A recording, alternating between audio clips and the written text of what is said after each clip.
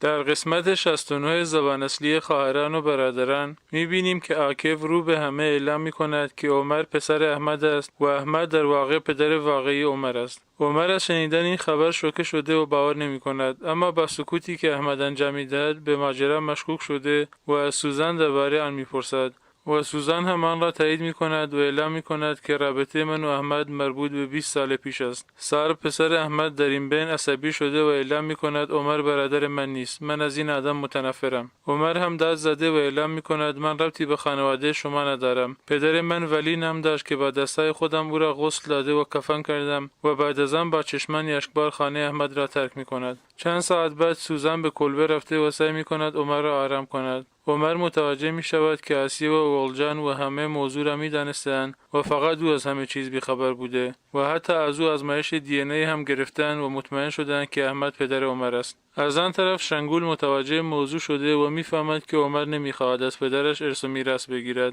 به همین خاطر با کمک عاکف برگه شکایت جعلی را آماده کرده و در آن از طرف اورهان که قیم عمر است از احمد شکایت میکند تا ارث و میراث عمر را بدهد. شنگول امضای اورهان را جعل کرده و با درخواست به سراغ احمد میرود و او را تهدید میکند که هرچه زودتر باید حق و حقوق عمر را بدهی. چند ساعت بعد احمد به سراغ عمر رفته و ماجرا را برایش تعریف میکند. عمر به سراغ عمویش اورهان می رود و از او درباره درخواست می پرسد. اورهان که از شکایت و جعل امضا بی خبر است اظهار بی اطلاعی می کند. عمر که فهمیده همه اینها احتمالاً زیر سر شنگول باشد به همراه اورهان به سراغ شنگول می روند و می فهمند که حدسشان درست بوده و همه اینها کار شنگول است. شنگول با پررویی از کارش دفاع می کند و رو به عمر اعلام می کند تا که می خواهی در فقر و بیپولی زندگی کنی و باید ارث و میراث و حق خودت را از پدرت بگیری. عمر عصبی شده و بر سر شنگول فریاد میزند که به تو ربطی ندارد و حق نداری در زندگی شخصی من دخالت کنی و بعد از آن با عصبانیت از آنجا میرود و شنگول را تنها میگذارد.